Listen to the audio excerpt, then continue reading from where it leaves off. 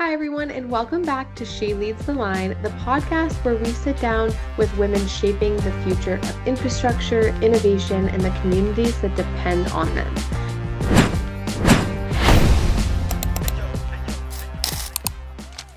I'm your host, Abby Crawford, and today I'm so honored to be joined by someone whose leadership is both steady and it is deeply rooted in purpose. Miss Kim Shepard, she is the CEO of SkyLine.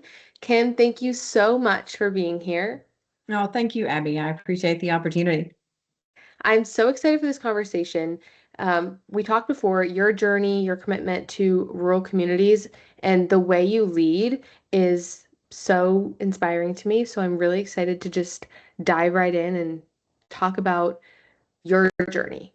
So you've been with Skyline for a long time, and your story inside the organization is such a powerful one.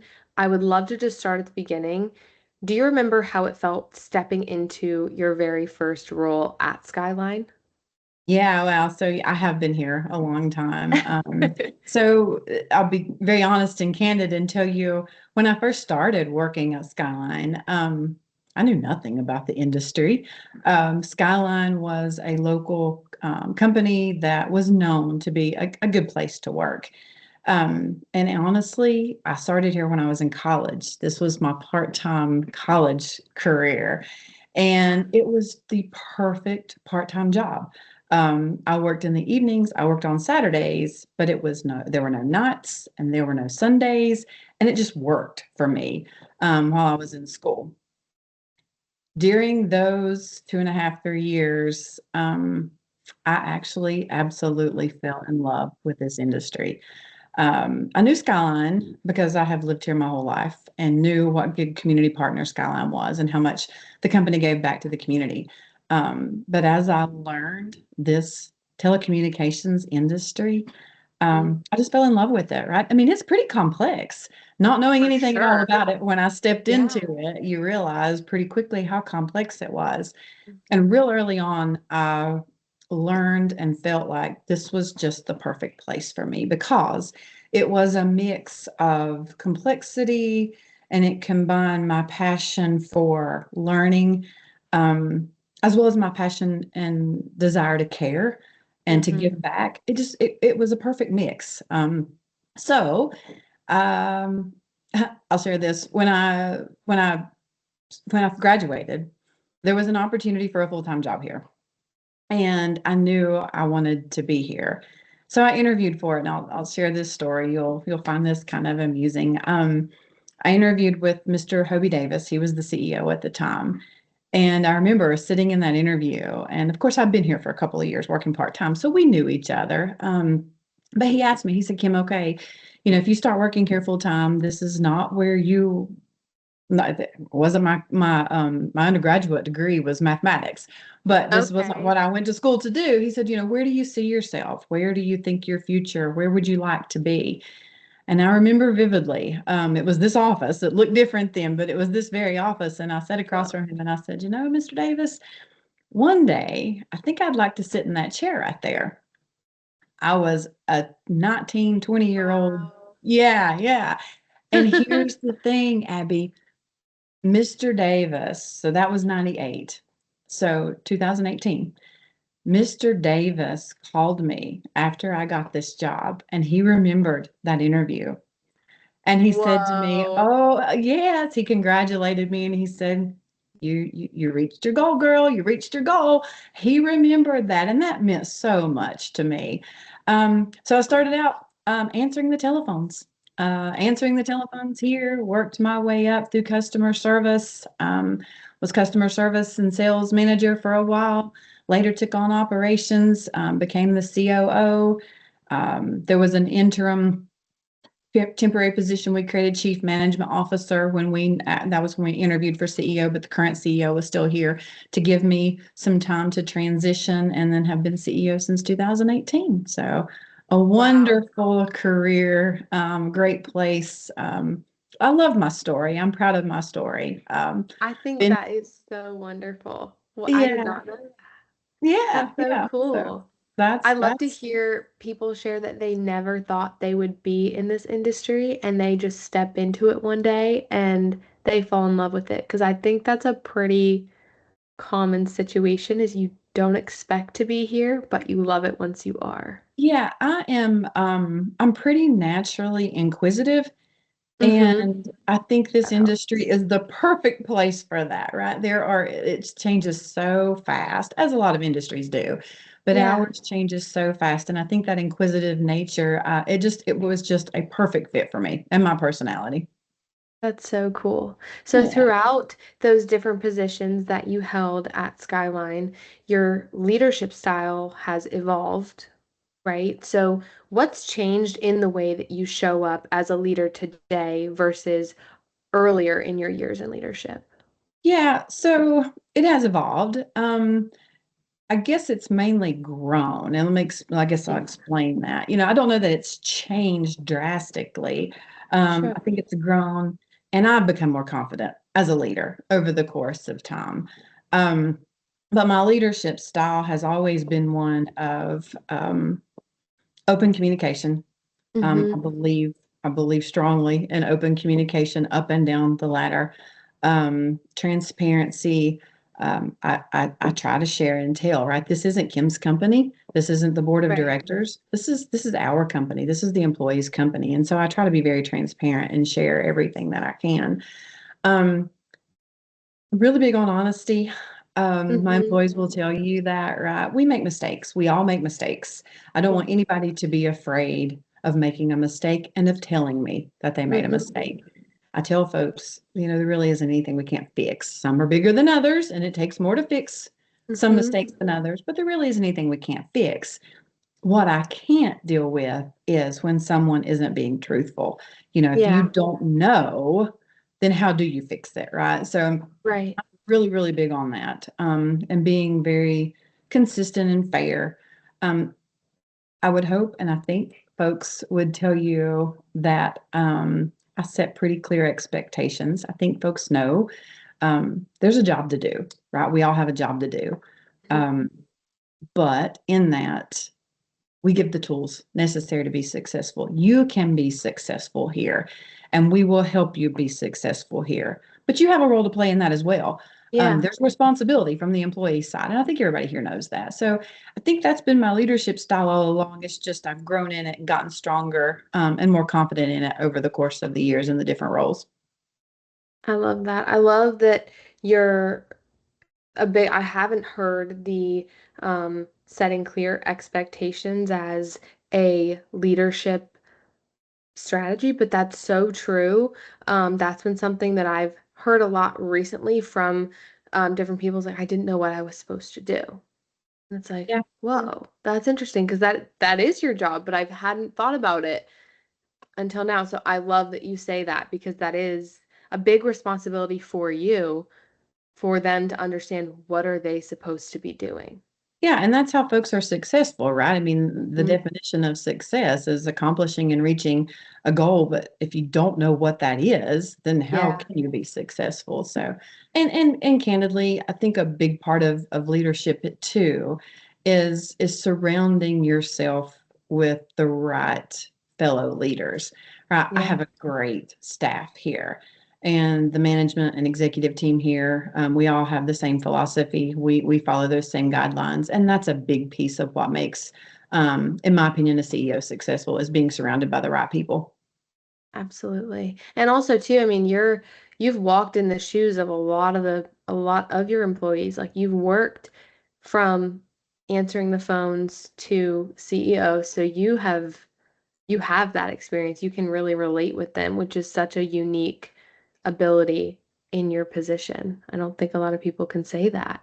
Yeah, I really believe that helps me here. Yeah. I haven't done everything by any means, but knowing the history and Yeah. being able to tell some of those stories about when you Yes. encountered those customers. I mean, it goes a long way. So, Yeah. like I said, it's my story and I love it, I can't change it. So, No, so I use it it's to my so advantage, right? special. That's what a smart leader does. You For use who you sure. are and your experiences to your advantage. So. Absolutely. So Yeah. there's a more there's a broader conversation happening around how women lead, the expectations, the assumptions, the labels. Do you feel that women in leadership are expected to lead differently? And if so, how have you navigated that? Oh, so that's a tough question. Are they expected to? I don't know. Mm-hmm. So I guess my answer to that is that I hope they aren't. Mm-hmm. I hope that women in this industry are expected to be good leaders Right. and promoted into leadership roles because of their skills, because of their qualifications, because they are the right person for the job, not because they're a woman. Um, so are they expected to? I think there is still a little bit of that. But I Yeah. hope that folks are changing their minds on that and not necessarily looking at male versus female. Mm-hmm. Let's just look at the person, look at the skill Yeah. set, look at the qualifications, look at what he or she, quite frankly, brings to the table. And let's hire the right folks. Amen to that. Yeah, absolutely. It's about the capable person, not the capable man or the capable woman. Yeah. Just the capable person. Yeah, I completely agree with that. I want to switch gears a little bit. So Skyline has a profound impact on rural communities, and I know that's something that you take very personally, being that you are from that area. Is there a story or a moment that really captures the heart of the work at Skyline? There's probably lots of stories and moments, right? Skyline next year is celebrating our 75th year.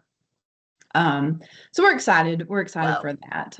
Yeah, that's huge. Yeah, it is. Yeah, we have lots of fun and extra activities planned associated with that. But the most recent thing and the thing that will forever be engraved for me and for those of us who are here now is last October when the hurricane came through.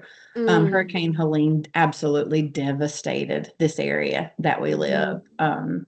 And our network, quite frankly, when we came Yeah. in the morning after, 95% of our network was down.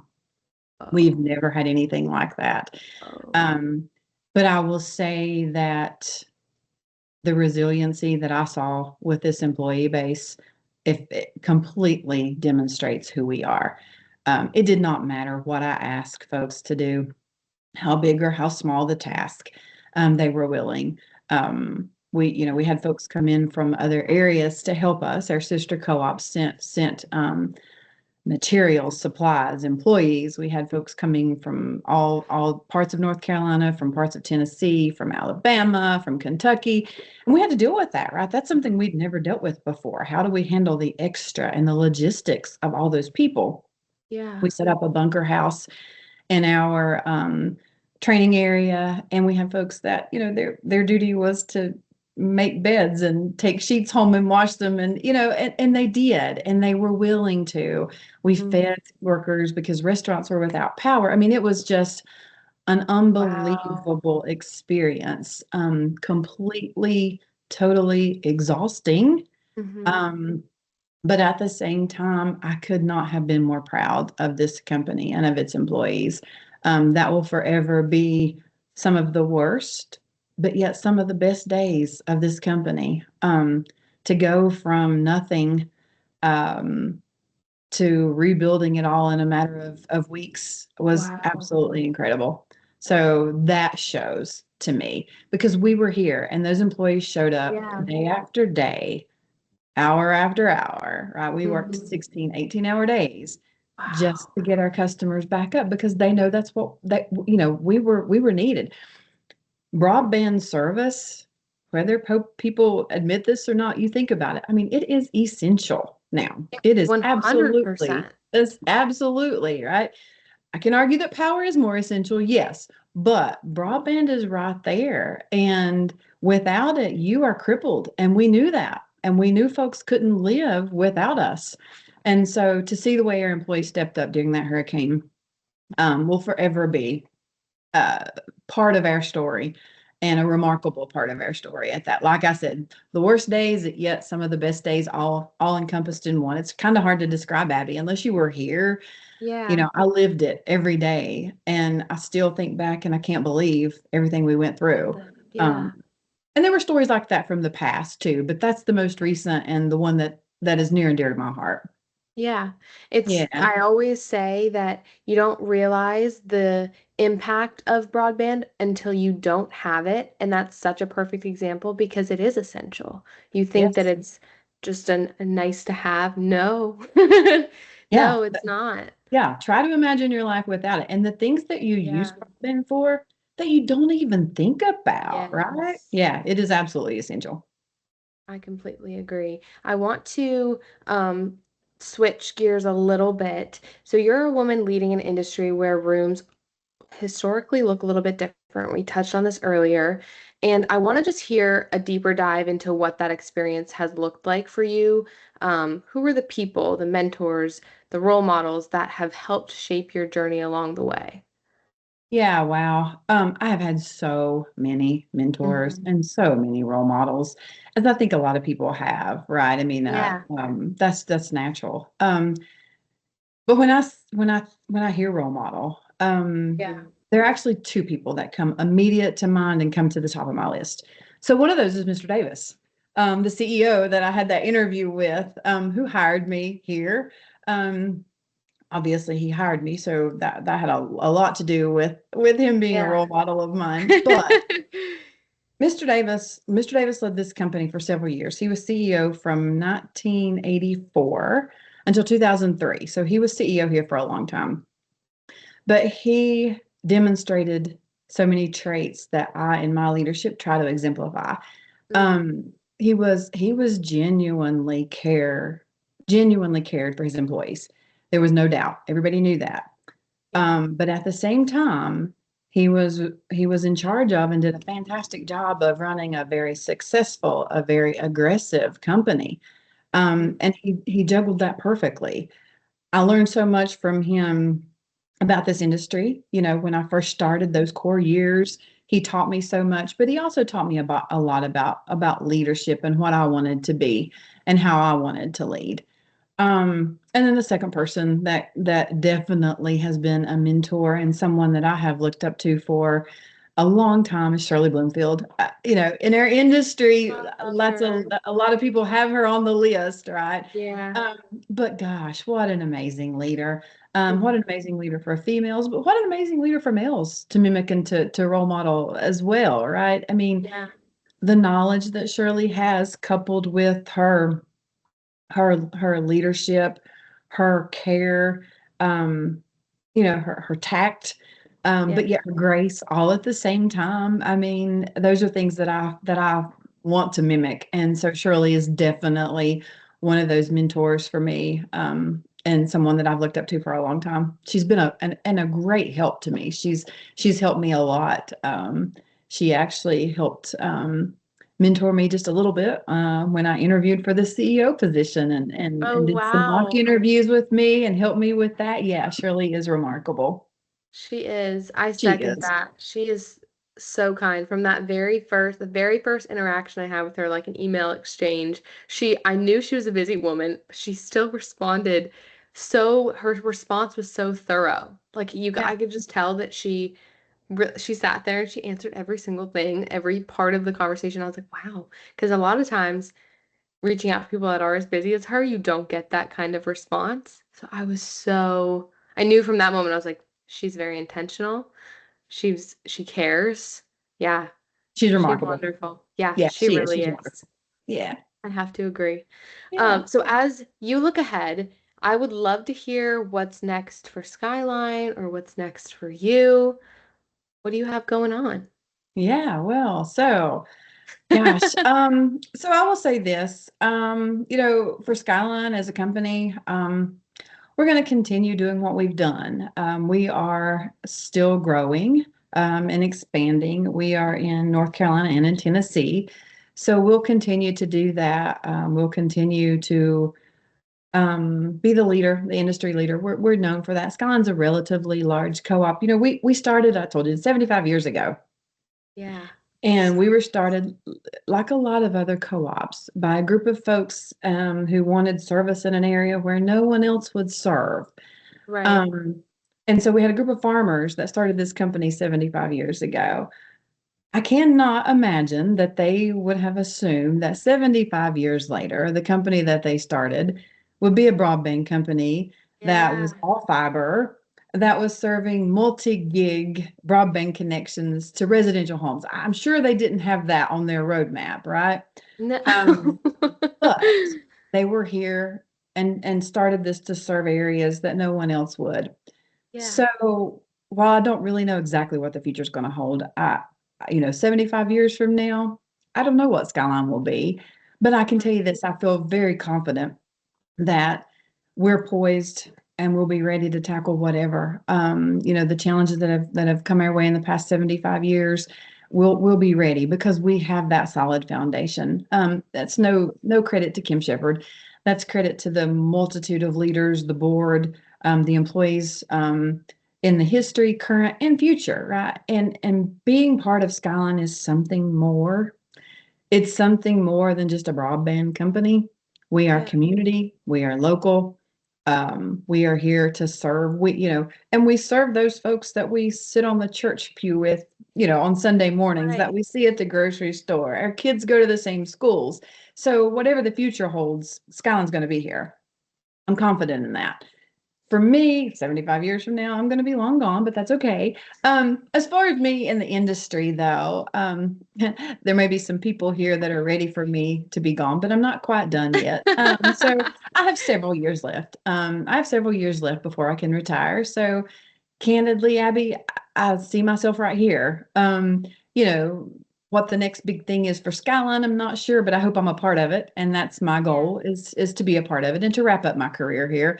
I started it here. There's no reason to change now, How right? cool is that? Yeah, so that's Start to the future for finish. Kim, hopefully. Yeah, yeah. Wow. That is so fun. So, Kim, before we wrap it up, my favorite question to ask is if you could sit down with your younger self and offer her one piece of advice, what would you tell her?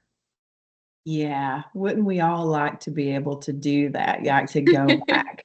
Um, I think I would remind myself. I actually tried to do this, but I would be a little more pointed with it.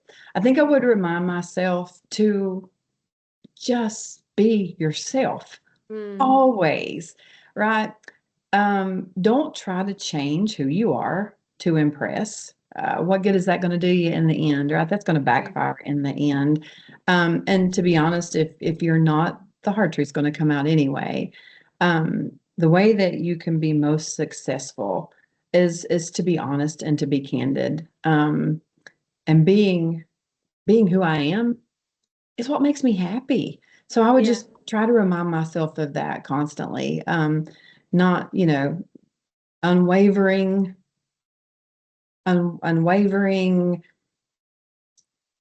gratitude for the small things Hmm. and just constantly reminding that, you know, life is short. Be who you are, right? Be happy with who you are. That's what got me here. That's what got me here, Yeah. Canada. It's who I am. So don't try to fit a mold. There's in a mold. Don't try to fit a mold. Be who you are. I love that. Kim, this has been such a meaningful conversation. I am so grateful that you have taken your time to share your wisdom, your epic story, and your heart for what you do. You are few and far between, so thank you so much, seriously. Oh, thank you, Abby. It's been a pleasure. Like I said, I love to tell my story. It is who I am and what I'm going to be. So I love to share it. It's wonderful. Thank you. And for everyone listening, thank you so much for joining us on another episode of She Leads the Line. Don't forget to subscribe, leave a comment, like our video, share this episode with someone who would be inspired by Kim's journey. Until next time, keep leading the line.